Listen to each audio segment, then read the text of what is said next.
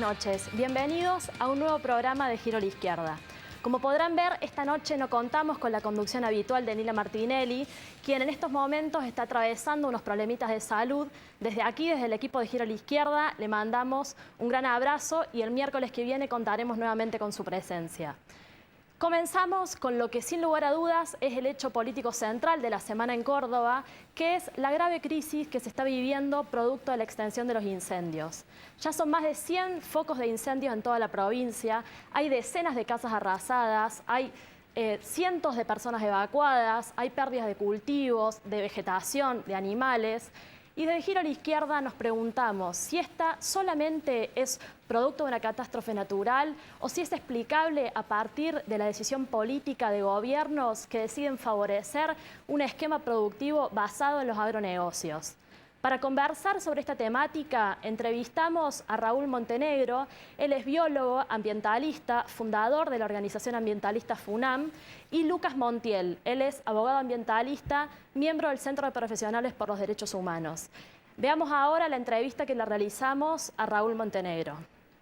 Bueno, yo creo que lo que está pasando en Córdoba tiene una gravedad muy grande, pero sobre todo porque no se tiene que aislar solamente lo que está pasando, sino que tiene que ser considerado en qué momento se produce. Es decir, es un momento en donde está toda la situación acumulada durante muchos años. Es decir, pasan estos incendios en una provincia que tiene menos del 4% de la superficie de bosque nativo cerrado, en donde se han registrado las tasas de desmonte más altas, incluso de América del Sur, con menos 2,93%. Es decir, es una provincia que ambientalmente está devastada. Esa es la verdad dura y trágica de Córdoba. Por los lugares donde se han producido los incendios, el problema que vamos a enfrentar es que buena parte de las cuencas hídricas, lugares donde se fabrica el agua, van a ser las más afectadas una vez que pasen estos incendios y se produzcan las primeras lluvias, que esperemos no sean muy fuertes, muy torrenciales, porque si no van a aumentar mucho la erosión. Córdoba tiene la resistencia ambiental más baja de toda su historia. Da la impresión de que es una cuestión numérica. No, yo tengo que sumar las 300.000 hectáreas que se quemaron en tales años, sumar las 70.000 que se quemaron hace 3-4 años, los segmentos que se queman cada año, lo que se sigue desmontando. Entonces, esto no está aislado de esa situación. Entonces, me parece que eso adquiere la categoría de tragedia ambiental y social cuando uno lo ve en ese contexto. Y después hay algo que me parece totalmente anecdótico. El gobernador José Manuel de la Sota, el año pasado, cuando iba a producirse el rally, apareció públicamente diciendo de que quienes visitaran podían hacer fuego en la sierra. Tuvimos que accionar ante la justicia nos dio lugar, y la justicia le recordó al gobernador de que está prohibido hacer fuego en las sierras, con lo cual hizo marcha atrás.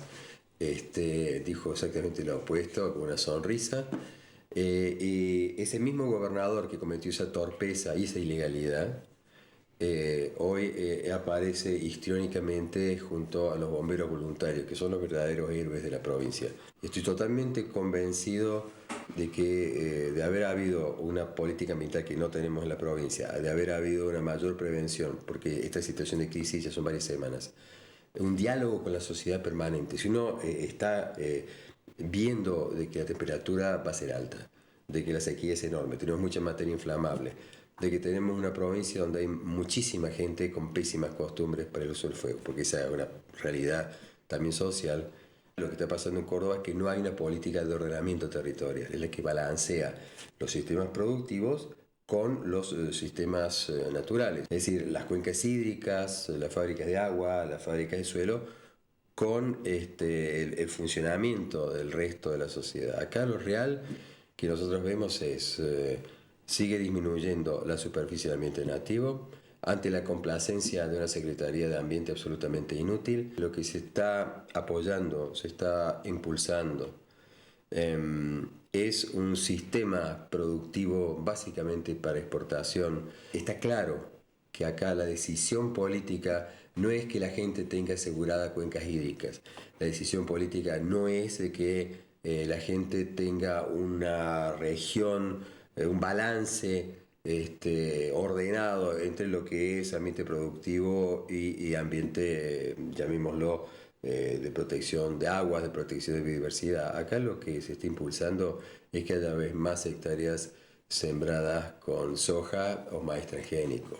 A mí me hubiera gustado que el gobernador de la Sota dijera alguna vez que acompañe a la gente que sufre en esta provincia con las pésimas decisiones que se toman en materia ambiental, como lo que puede estar pasando muy cercanamente con Bower y el nuevo vertedero, o estas cosas terribles en donde se protege, insisto, mucho más a un productor de soja que a una persona que vive y le tocó vivir en un lugar que se terminó quemando, ¿no? Para mí lo más importante sigue siendo siendo que en la zona de topografía acentuada, que es lo que geomorfológicamente corresponde a toda la zona serrana, esa es nuestra fábrica de agua.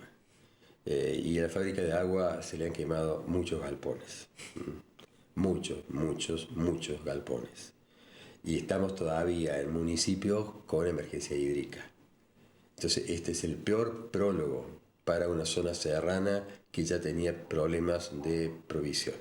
En Córdoba, dos de los vertederos torpes que se construyeron, el vertedero en la zona de Calamuchita, es el otro que se pretende construir en la zona de Punilla, son con fondos del Plan Provincial de Manejo del Fuego, porque la excusa de los inteligentes funcionarios públicos era que, como los vertederos son fuente de incendios, bueno, dediquemos 14 millones de pesos para construir vertederos.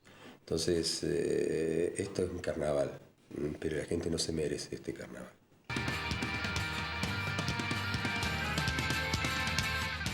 Antes de continuar con la siguiente entrevista, te recordamos que los teléfonos para comunicarte con nosotros por mensaje es el 152 17 11 38 y para llamadas telefónicas 444 44 82.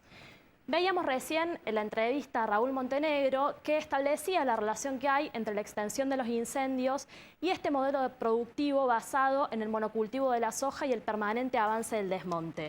Veamos ahora la entrevista que le realizamos a Raúl Montién, abogado ambientalista, y escuchemos su opinión. Estos incendios en gran parte de la provincia de Córdoba tienen sus verdaderas causas y no tanto lo que nos quieren hacer creer también a nosotros, que es un pirómano o puede llegar a ser alguien intencionado o un fuego no controlado, etcétera, etcétera. Lo cual puede ser cierto, pero no obedece a la verdadera causa de cuál es la generadora de este tipo de conflictos ambientales. Estos tipos de conflictos ambientales, como bien sabemos, se dan a raíz de un cierto tipo de sequías que van degenerándose hasta convertirse en una desertificación. Esa desertificación tiene pasivos ambientales en cuanto a sus consecuencias. Y bueno, todo esto se da a raíz de estos desmontes indiscriminados que se ocasionaron en la provincia de Córdoba en la década pasada. No obstante ello, había una ley de prohibición de desmonte total, atento a la falta de cobertura boscosa que ya de bosque nativo que experimentaba la provincia. Pero no obstante ello, ciertos grupos de interés, ya sea interesados en los emprendimientos inmobiliarios o en el monocultivo de la soja, terminaron cerrando un acta acuerdo que después derivó en lo que se llama unos términos de referencia para un desmonte selectivo, dada cuenta que la ley que prohibía los desmontes era un desmonte total por 10 años, o sea, no se puede desmontar en la provincia de Córdoba por 10 años. Entonces esa es la verdadera consecuencia que nosotros estamos denunciando, que a raíz de estos grupos de interés, argumentando un crecimiento o desarrollo, como tiene todo este crecimiento y desarrollo capitalista, ¿sí?, para cumplir cierto tipo de fines a corto plazo, sin importarle lo que pueda llegar a venir o a incidir en un largo plazo, que es lo que estamos vivenciando hoy con todo este tipo de incendios y catástrofes forestales, que no solamente nos van a dejar este pasivo enorme que es la masa boscosa que nos va a faltar, sino que también estas emisiones de gases como dióxido de carbono, en donde van a a través de particulados se van a reposar en el suelo, van a contaminar las napas, toda la parte de acuíferos, y también las escorrentías van a llevar, que las escorrentías son las aguas que caen de las laderas, de esos desmontes en las sierras, a los cursos de aguas que son de consumo humano, teniendo en consecuencia final la salud de toda la población de Córdoba al consumir ese tipo de aguas ya contaminadas. En la ley del fuego, como todos saben, es un impuesto que se paga, un impuesto que en su momento el ministro de Economía, Lettore, lo presentó en Naciones Unidas como una novedad, un impuesto ambiental sui generis, en donde la población colaboraba para paliar todos estos efectos de los incendios en Córdoba. Este impuesto es un saqueo a la mano de los trabajadores y población de Córdoba que viene en la factura de la luz, haciendo un porcentaje de ese consumo, va a reposar en ese fondo del fuego sin ningún tipo de control y sin ninguna programación o plan programático para seguir o fiscalizar qué se hace con ese fondo. Hace falta imponer un plan integral de reforestación bajo el control de organizaciones ambientalistas, organizaciones políticas y sociales independientes a los intereses económicos capitalistas que están en juego hoy en la provincia. Lo que planteamos también es una urgente solución a estas personas que se quedaron sin viviendas. Exigimos al gobierno provincial que debe garantizar la reconstrucción de todas estas viviendas de manera gratuita para los damnificados y también imponer un impuesto a los pulpos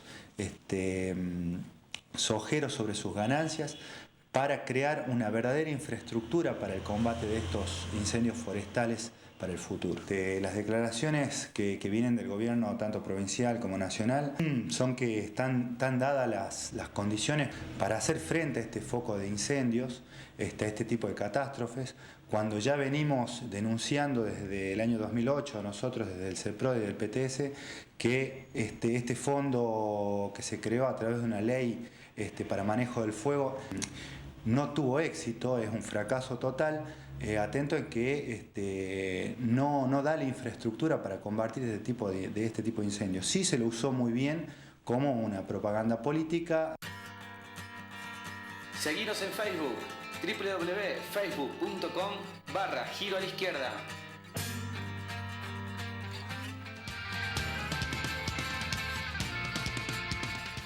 En el día de hoy está visitando nuestra ciudad Cristian Castillo. Cristian es dirigente del PTS y en las pasadas elecciones presidenciales del 2011 fue candidato a vicepresidente por el Frente de Izquierda. Actualmente Cristian es candidato a diputado por la provincia de Buenos Aires y es uno de los principales referentes nacionales del Frente de Izquierda. Él vino a Córdoba para presentar la revista Ideas de Izquierda, que ya va por su tercer número. Desde Giro a la Izquierda aprovechamos su presencia y estuvimos conversando con él sobre la situación política actual, los desafíos de la izquierda y la importancia de la aparición de una publicación como Ideas de Izquierda en este momento. Veamos la entrevista que le realizamos. Sí, estamos ya de nuevo en la disputa por poder, en este caso en octubre, lograr bancas al Parlamento Nacional y también en varias legislaturas locales y consejos deliberantes, después de más de 900.000 votos obtenidos por el Frente de Izquierda y de los trabajadores en todo el país, en este caso en una provincia como Córdoba, donde es uno de los lugares que estamos peleando para entrar al Parlamento Nacional en la lista que encabeza Liliana Olivero junto a Hernán Chapudú y Eduardo Salas, y donde estamos convencidos de que lo que obtuvimos en agosto es un piso y no el techo de nuestra votación. Desde entonces el gobierno ha tomado una serie de medidas que creo que lo enfrentan con cierto sector de sus votantes que se ilusionaban que con el voto de este gobierno se paraba a la derecha, y ha visto cómo es un gobierno que no solo tiene a los gobernadores e intendentes del peronismo más conservador, a la burocracia sindical, sino que dando manotazos de ahogado para tratar de recuperar algo del caudal electoral perdido. Bueno, toma el mismo programa de la derecha en lo que hace, por ejemplo, en materia de seguridad en la provincia de Buenos Aires, hablando su candidato Martín Insaurralde de que hay que bajar la edad de imputabilidad de los menores de 16 años a 14, poniendo Scioli a un ministro de Seguridad como Alejandro Granados un hombre que apañó los escuadrones de la muerte en el distrito donde es intendente en Ezeiza. El acuerdo con Chevron, sostenido por este gobierno, el pago que el gobierno quiere hacer a los llamados fondos buitre. Bueno, toda una serie de medidas que da la razón a las denuncias que venimos haciendo desde el Frente de Izquierda de los Trabajadores acerca del doble discurso continuo que caracterizó al gobierno kirchnerista durante toda esta década. Y resaltar también que el apoyo logrado por el Frente de Izquierda no es el apoyo a candidatos sueltos, sino a partidos, como en nuestro caso el PTS, que tenemos una estructura militante en la fábrica, en los lugares de trabajo, en las escuelas, en las universidades, que nos ha permitido alentar decenas de listas sindicales opositoras contra los burócratas sindicales, estar presente en las movilizaciones de los trabajadores contra los despidos, por salario, por otras reivindicaciones, haber avanzado en la conquista de cuerpos delegados y comisiones internas combativas, estar presentes en el movimiento estudiantil, donde venimos de hacer una muy buena elección en la Universidad de Buenos Aires, que para la izquierda referenciada en el FIT ha significado la recuperación de 4 centros de estudiantes y otros tantos que han ganado otra fuerza de izquierda. Creo entonces que estamos frente a la emergencia de una izquierda que levanta un programa anticapitalista, socialista, que sostiene la lucha por la independencia de clase del movimiento obrero, y que sería un hecho muy importante la llegada de la izquierda al Parlamento Nacional y también su peso en las legislaturas locales, no porque creamos que esto es un fin en sí mismo, sino para poner esas bancas al servicio de la lucha de los trabajadores, de desenmascarar los negociados de los capitalistas y de ayudar al desarrollo de la conciencia política de la clase trabajadora, ¿no? Desde el PTS creemos que el FIT es un gran medio para lograr una militancia entre los trabajadores y la juventud que se proponga avanzar en una salida estratégica de fondo, que es la construcción de un gran partido revolucionario de la clase obrera, que es lo que necesitamos para hacer frente a los acontecimientos que se vienen, ¿no? Porque estamos ante un fin de ciclo del gobierno kirchnerista, en el cual las clases dominantes están preparando un recambio por derecha, apuestan a Massa, si no lo tienen a Scioli, si no tienen a varios gobernadores en gatera, y nosotros del otro lado apostamos por el contrario a la construcción, como señalaba, de una alternativa política de la clase obrera que señale claramente que para satisfacer las necesidades de la clase trabajadora, de los sectores populares, lo que hay que hacer es afectar los intereses de los grandes capitalistas, todo lo contrario de lo que sostienen tanto el oficialismo como el peronismo opositor en sus distintas variantes, lo que sostiene el llamado panradicalismo, que son las variantes políticas principales, ¿no? Nosotros hoy hemos logrado una visibilidad política importante, no solo por nuestra intervención electoral, sino que más bien esta es una consecuencia de haber jugado un papel en la denuncia del espionaje ilegal de Gendarmería con Proyecto X, en la lucha por el castigo a los asesinos de Mariano Ferreira, en haber denunciado el vaciamiento del sistema ferroviario y haber enfrentado el sistema de la tercerización, denunciar los responsables de las catástrofes sociales, como fue el crimen social de La Plata en las inundaciones del 2 de abril, bueno, una presencia política de relevancia. Y hoy, en esta provincia conmocionada por 2 hechos, el más importante, los incendios en la sierra, que como hemos planteado nosotros, no son solo consecuencia de un problema de la falta de lluvia, ni tampoco del motivo incidental que desató el incendio, sino que acá ha habido una política sistemática de avanzar en el desmonte. Un 40% del monte cordobés ha sido directamente liquidado, y a partir de una ley que los autoriza para avanzar en negociados de emprendimientos inmobiliarios y en la ampliación de la frontera agrícola. Y bueno, todo esto ha causado un avance en la desertificación del suelo y agrava cualquier foco de incendio, ¿no? Estas son las consecuencias catastróficas de una política que solo piensa en los negocios entre grupos empresarios y los políticos que los representan, y no verdaderamente en el interés de todo el pueblo. Y el otro gran hecho importante para la provincia, que no ha tenido la repercusión nacional que tiene la gravedad del suceso, es la implicación de altos jefes policiales en los negocios del narcotráfico, ¿no? Estas denuncias que se equiparan a lo que estuvo en Santa Fe, cuando el jefe de la policía santafesina, Tognoli, fue sindicado como el responsable del mercadeo de la venta de drogas. Bueno, acá tenemos algo muy similar en las denuncias que se han hecho sobre el jefe de la división de narcóticos de la policía cordobesa, jefe de división que ha sido apañado por el jefe de policía y por el propio gobernador de la Sota, ¿no? Creo que esto muestra que aquellos que piden más policía, que dicen que de la mano de la policía se frena el delito, bueno, esto no es más que un verso, ¿no? Acá todos sabemos que detrás de los negocios del llamado crimen organizado están las propias fuerzas represivas del Estado, son ellas los que lo organizan, los que lo regulan,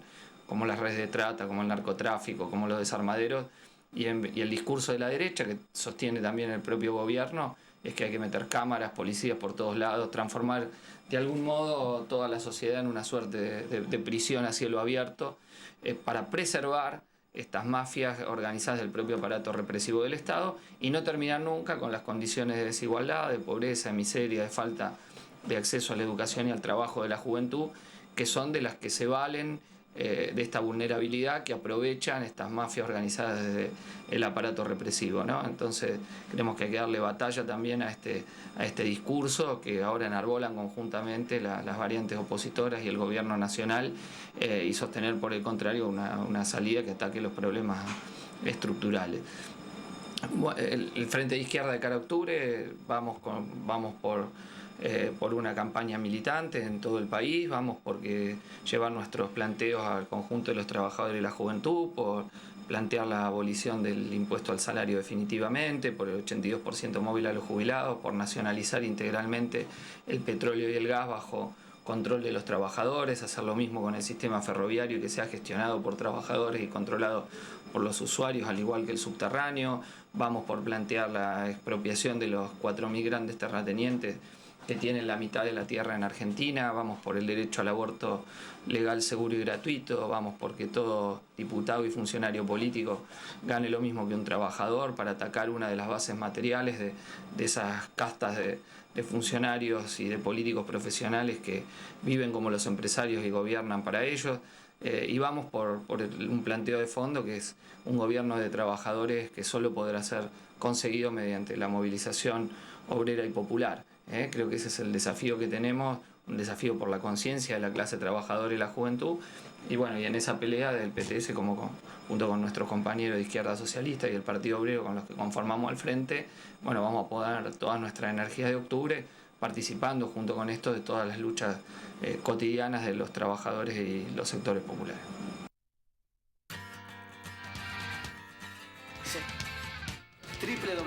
www.giroalaizquierdатv.com.ar.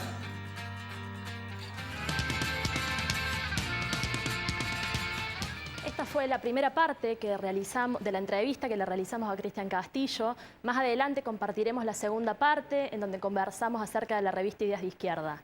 Ahora vamos a un corte y seguimos con más Giro a la Izquierda.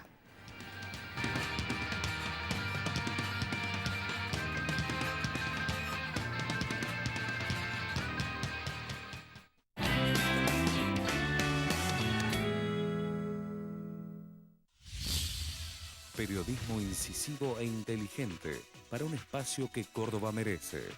El programa de Fabiana Dalprá. Este viernes, 9 de la noche, en vivo, por Canal C.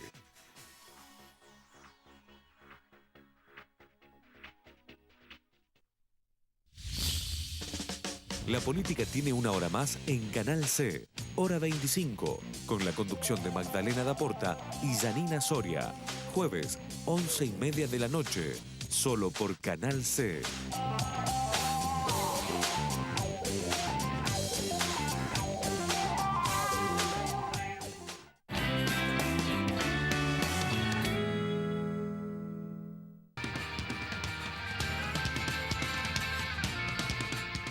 En el día de hoy, 11 de septiembre, se están cumpliendo 40 años desde que las tropas al mando de Augusto Pinochet derrocaran al gobierno de Salvador Allende en Chile, inaugurando de esta forma la sangrienta dictadura pinochetista que se cobró miles de vidas y que fue una de las más prolongadas de Latinoamérica, extendiéndose hasta el año 1990.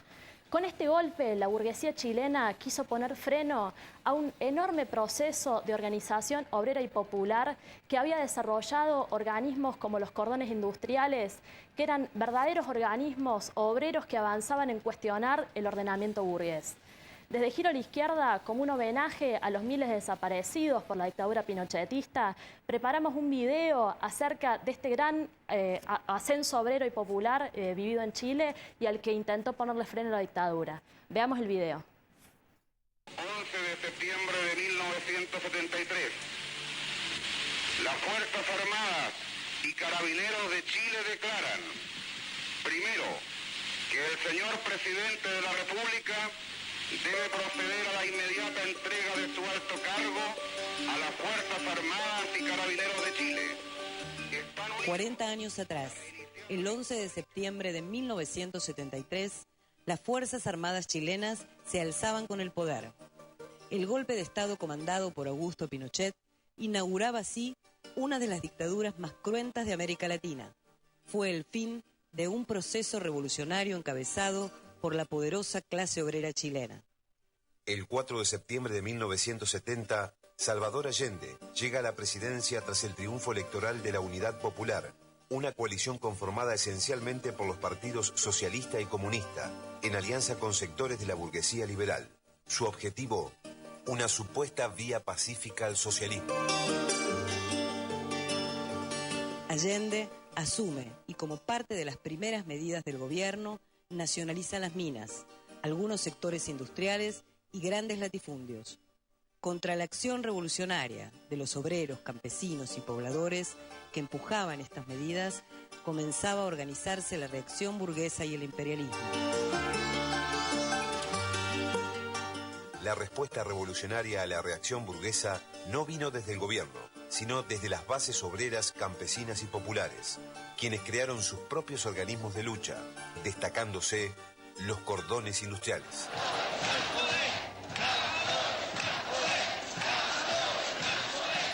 Se trata de una de las experiencias más avanzadas de organización de los años 70, donde se nucleaban cientos de fábricas, empresas y talleres, muchas de ellas ocupadas y puestas a producir por sus propios obreros.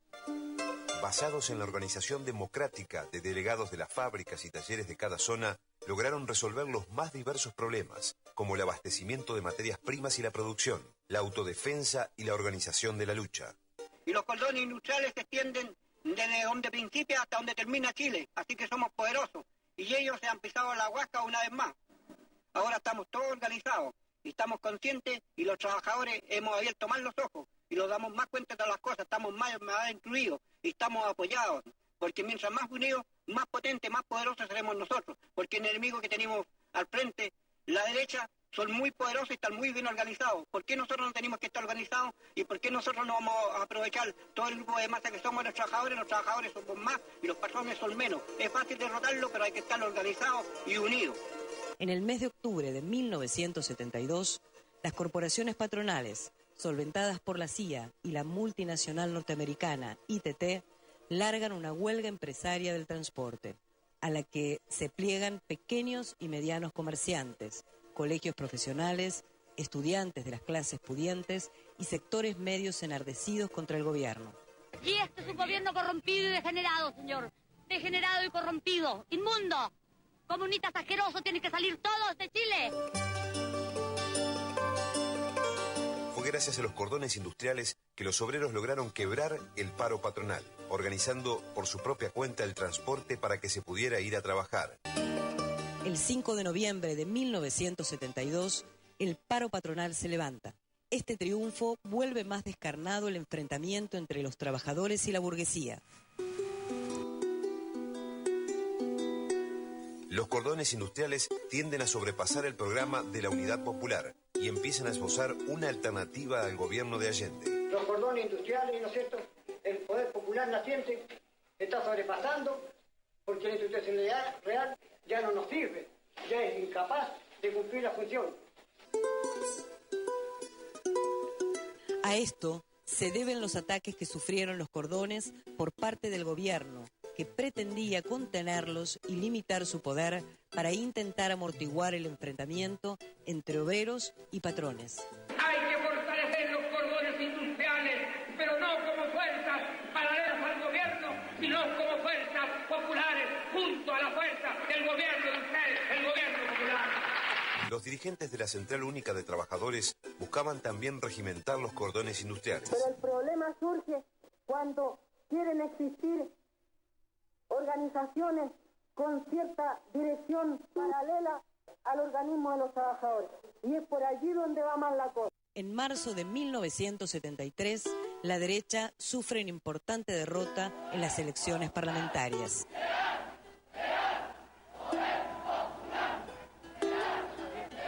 Los sectores reaccionarios se enardecen y juran venganza. Una asonada militar llamada Tanquetazo se produce el 29 de junio de 1973 y busca derrocar a Allende, pero una vez más la contienda se dirime en las calles. Los militares deben replegarse.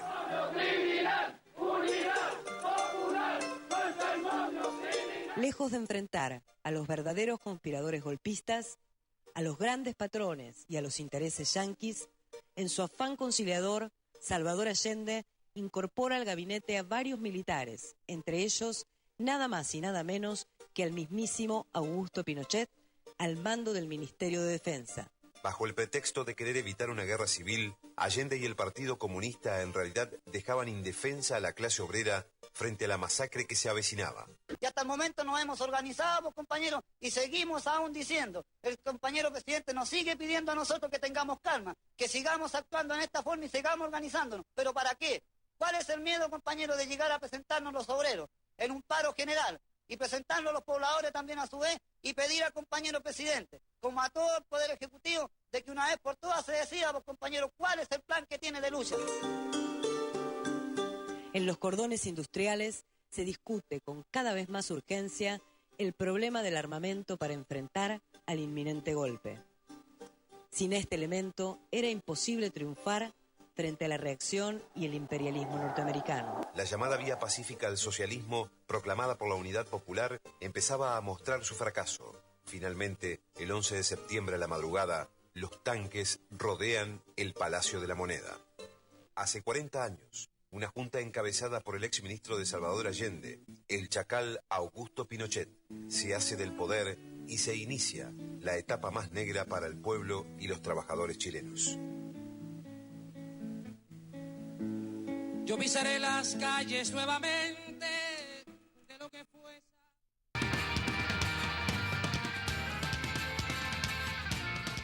Compartimos ahora la segunda parte de la entrevista que le realizamos a Cristian Castillo. Sí, hoy vamos a estar en la Universidad Nacional de Córdoba también, junto con este impulso a la campaña Frente Izquierda en la provincia. Vamos a estar presentando la revista Ideas de Izquierda. Hoy está en el panel junto con Fernando Aysixson. Ideas de Izquierda surge para intervenir en el debate teórico, ideológico, político, mostrando que lo nuestro no son solo consignas, sino que tienen un fundamento teórico, tienen una reflexión para dar una salida por parte de los trabajadores a los grandes problemas que aquejan al pueblo trabajador, ¿no? En este número, entre otras cuestiones, hacemos un balance de las elecciones primarias de agosto, planteamos el peso que tiene el capital extranjero en nuestro país, abordamos obviamente temas relevantes de la política internacional, como la situación en la que se encuentran los levantamientos en el norte de África y en el Medio Oriente. Intervienen intelectuales como Noam Chomsky, Emmanuel Barot, bueno, y otros que de algún modo muestran este carácter de apertura a la polémica, al debate que tiene la revista y también del planteo claro de nuestras ideas, ¿no? Vos mencionabas recién a Horacio González y a Beatriz Arlo. Bueno, ellos expresan dos tendencias que fueron hegemónicas en la intelectualidad local de la caída de dictadura en adelante, en particular en la intelectualidad vinculada al mundo de las ciencias sociales, lo que llamamos el sector NACAM Pop nacional y popular, que se agrupó desde el 2008 alrededor de Carta Abierta, pero bueno, tiene una larga tradición en nuestro país. Y del otro lado, Beatriz Arlo, referente del sector que podríamos denominar social liberal, ¿no? Que también moldeó toda una parte de una ideología más bien socialdemócrata, a la caída de la dictadura en adelante. Bueno, nosotros planteamos una visión crítica de estos dos sectores, sostenemos la necesidad de una salida claramente anticapitalista, claramente socialista, revolucionaria, y para asentar los fundamentos de esta salida, Ideas de Izquierda pretende ser un aporte que, como vos mencionabas, hacemos compañeros del PTS con otros compañeros que apoyan al Frente de Izquierda, como Eduardo Brunner, Hernán Camarero, Alejandro Schneider, Fernando Isixson y otros que se están sumando a la producción, digamos, de la revista, ya sea en el comité editorial, como colaboradores, y me parece que es hasta ahora ha tenido muy buena recepción y esperamos seguir interviniendo en este debate, ¿no? Para dar un ejemplo, en la revista anterior sosteníamos en un artículo en el dossier principal que trataba de la relación de la política energética y analizábamos el acuerdo con Chevron y mostrábamos cómo en 5 años Chevron recupera la inversión que dice que va a realizar y le quedan 30 años de ganancias puras. Bueno, esto le da fundamento a nuestra denuncia de que lo que ocurre acá es un verdadero saqueo, sumado al aspecto contaminante que tiene el empleo del método del fracking o fractura hidráulica. Bueno, hoy en esta revista, en la número 3, entre otras cuestiones, demostramos cómo la economía nacional sigue siendo esencialmente controlada por el capital extranjero, desmintiendo ese discurso de la renacionalización de la economía que tiene el gobierno kirchnerista, y esto lo mostramos con datos, con una visión empírica de la estructura de la clase dominante en nuestro país, y me parece que de esa forma ayudamos a dar fundamento a todos los compañeros, trabajadores, estudiantes, intelectuales que desarrollan y defienden el programa de 26 puntos que ha constituido el Frente de Izquierda y de los Trabajadores. Seguinos en Facebook, www.facebook.com/Giro a la Izquierda.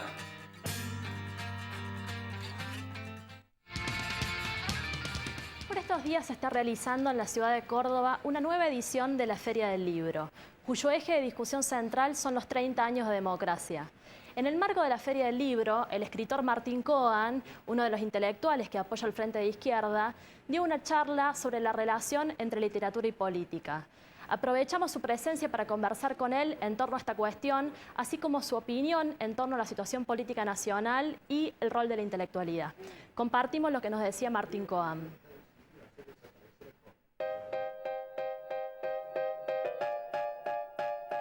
Me parece que una apuesta muy fuerte, muy legítima de este periodo es establecer una relación entre literatura y política que no tenga que ver con una función testimonial, con una función documental, con la certeza del mensaje, con la certeza de la consigna, ni siquiera con el realismo de la representación, sino que sin una renuncia a la dimensión política encuentre otros modos del decir. Mi propio estilo, mi propia escritura me ha llevado a buscar lo político en formas más acotadas, más restringidas, donde parecía no estar lo político. Esa dimensión en que la macroestructura de una circunstancia política toca muy concretamente una subjetividad, un cuerpo, una experiencia, una práctica, y poder rastrear lo político en esa articulación tan concreta, o si se quiere tan de detalle, me parece que mi búsqueda ha tenido que ver con eso. Me parece que hay un signo alentador, más allá de los desacuerdos que yo tengo, que no son pocos, con el periodo kirchnerista. Me parece que un signo en el que conviene reparar es que justamente el lugar de los intelectuales o el rol de los intelectuales ha recuperado un terreno que estaba bastante perdido, o ha recuperado una nitidez respecto de un pasado no tan lejano en el que eso estaba mucho más diluido. Y lo es no solo respecto de los que podríamos pensar como intelectuales del kirchnerismo, sino absolutamente los mismos términos para los intelectuales antikirchneristas o críticos del kirchnerismo, y lo digo como no kirchnerista porque no soy kirchnerista. Aún para el desacuerdo y aún para la disidencia, las condiciones de esto que pueda ocurrir como ha ocurrido aquí en la Feria del Libro en Córdoba. Se sienta Horacio González, se sienta Beatriz Arlo y discuten. Si uno toma los últimos 20 años de historia argentina, los últimos 20, 25, incluso 30 años de la situación política argentina, y sobre todo si uno hace hincapié en los años 89-2001, era difícil pensar que lo que dos intelectuales tuviesen para decir sobre la situación social y política nacional iba a ser convocante. Recibo con mucho entusiasmo la aparición de ideas de izquierda porque me parece que, en parte por lo que estábamos planteando de las condiciones generales de intervención y de debate, digamos, una situación propicia para que los debates, digamos, florezcan, por decirlo con una cursilería. Y como personalmente creo que hay un horizonte de discusión que en sentido estricto solo puede darlo la izquierda, o dicho de otro modo, que hay un plano del debate donde son debates entre, uno diría, variantes de un proyecto de dominación determinado, y que dar una discusión no dentro de los diversos proyectos, sino una discusión con el proyecto mismo, con ese mismo paradigma de dominación y de régimen social, es algo que solamente desde la izquierda puede darse y puede hacerse. Por lo tanto, que se impulse una revista, además con estas características, es una revista cultural que va recorriendo diversos aspectos, que da cabida a diversos registros, me parece que es algo que despierta mucho optimismo en mí, digamos, que esto sea posible y que esto aparezca en un momento en que era muy especialmente necesario. Bueno, yo participo del entusiasmo, así sea entusiasmo moderado, respecto a las ambiciones que uno querría tener respecto de la izquierda. La izquierda está recuperando un terreno y por un lado me entusiasma que lo esté recuperando, por otro lado pienso por qué lo está teniendo que recuperar cuando lo lógico o lo deseable para mí habría sido en todos estos años sostener, digamos, un crecimiento. Bueno, tenemos, ya sabemos, estos avances y retrocesos y es un momento que nos entusiasma más porque es un momento de crecimiento, como lo indicaron las PASO. Tan nítido el hecho de que una formulación cabal de un discurso de la disidencia y de la crítica y de defensa de los derechos reales de los sumergidos y de los explotados. Y me parece tan nítido que la opción viene por el lado del frente de izquierda, que por un lado me entusiasma ver su crecimiento y por otro lado digo, ¿cómo no es más palpable en términos generales? Pero bueno, es esa cosa que tiene uno, que es que lo que le parece claro a uno tiende a pensar que podría ser igualmente claro para los demás, sin que esto suponga subestimación ni nada, más bien lo tomo como un desafío, que es extender, ampliar, abrir estas discusiones, ampliarlas lo más posible. Por eso también la aparición de la revista Idea de Izquierda me parece tan propicia.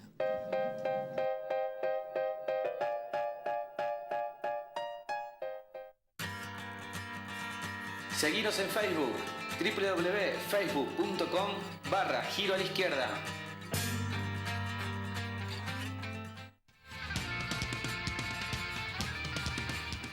Vamos a un corte y continuamos con más Giro a la Izquierda.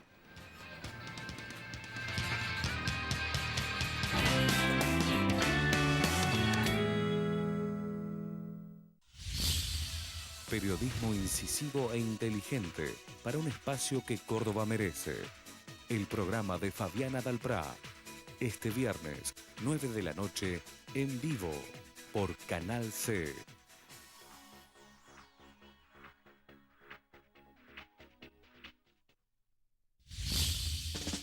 La política tiene una hora más en Canal C, hora 25, con la conducción de Magdalena Daporta y Janina Soria. Jueves, 11:30 de la noche, solo por Canal C.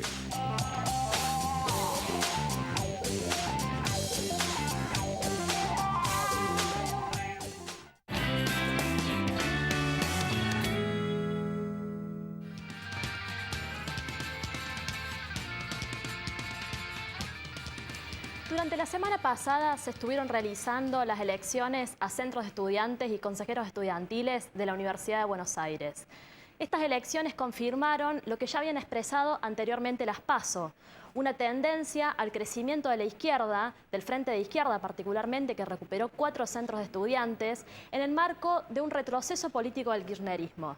Para conversar sobre el significado de estas elecciones, estuvimos dialogando con Nicolás Vigarelli, él es dirigente de la Juventud del PTS y presidente electo del Centro de Ciencias Sociales de la UBA. Escuchamos lo que nos decía.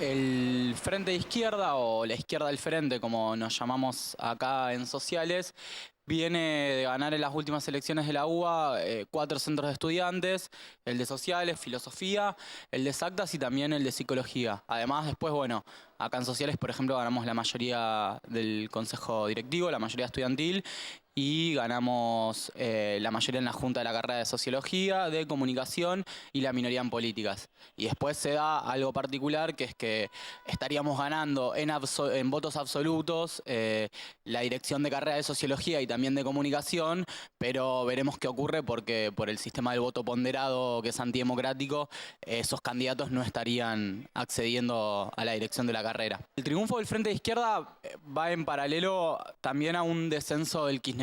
Las elecciones que hubo en la UBA la semana pasada fueron elecciones sándwiches entre las PASO que ya pasaron y las que van a venir en octubre.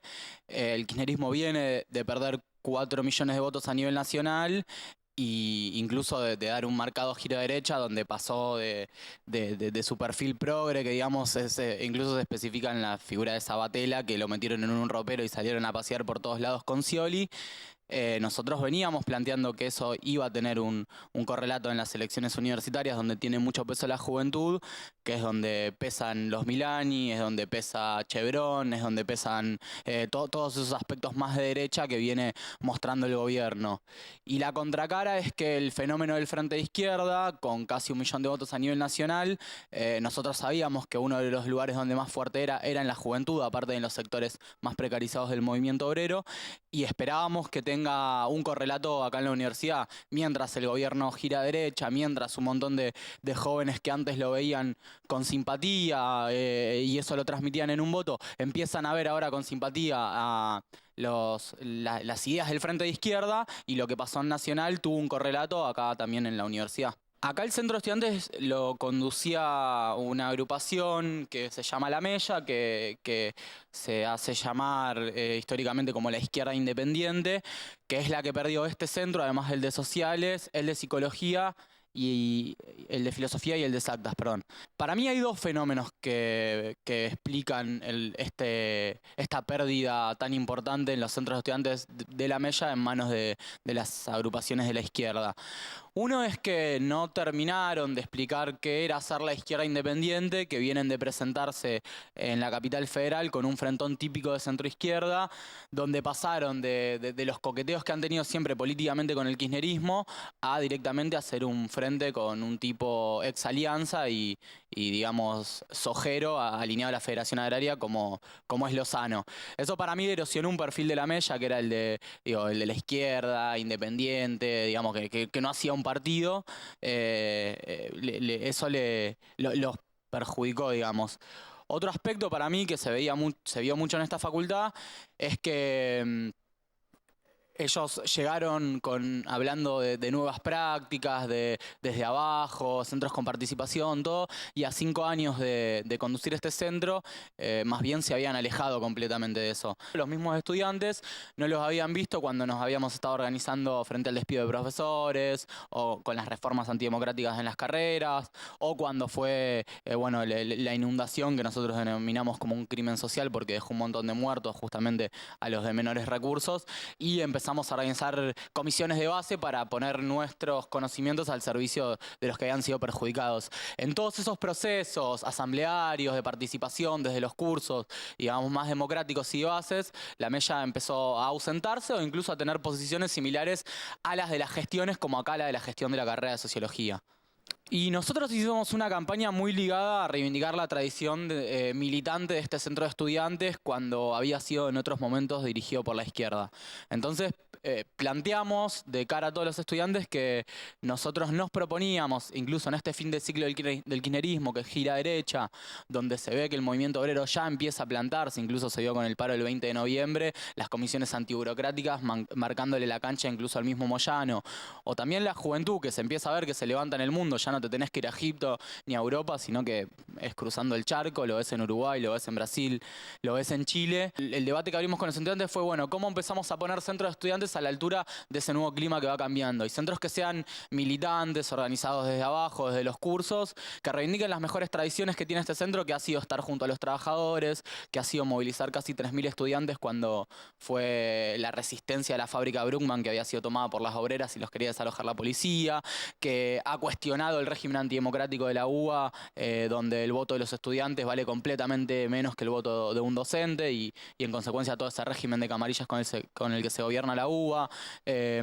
Nosotros el desafío que tenemos fue la propuesta que le hicimos de cara a todos los estudiantes, era poner en pie un nuevo centro organizado desde abajo, que sea un centro militante y ligado, que rompa la burbuja de la universidad y dé las peleas también afuera con los trabajadores.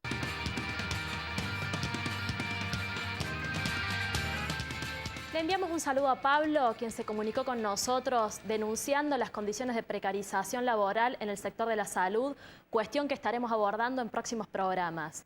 Nos despedimos hasta el próximo miércoles, no sin antes saludar a todos los maestros en su día. Desde Giro a la Izquierda creemos que el mejor homenaje a todos los maestros que día a día son los que sostienen el sistema educativo, que son los que cotidianamente luchan por una mejor educación para nuestros hijos, es levantar bien alto las banderas de Carlos Fuentealba, docente asesinado por la policía neuquina, comandada por Jorge Sovich, quien actualmente sigue impune. La misma policía que recientemente reprimió a los miles que se movilizaban repudiando el acuerdo con la imperialista Chevron. El mejor homenaje, insistimos, es exigir juicio y castigo a los culpables del asesinato de Carlos Fuentealba.